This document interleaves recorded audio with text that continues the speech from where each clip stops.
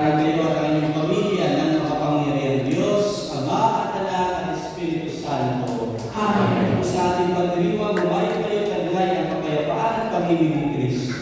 Salamat sa Diyos.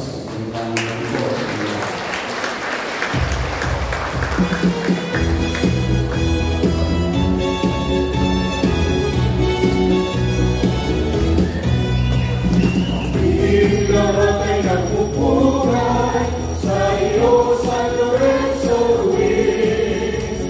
Salamat sa may kapal, ikaw ay hinirang at ginawang manag sa bayan ng Pilipino. Pinagpupunika sa buong mundo, pinagpili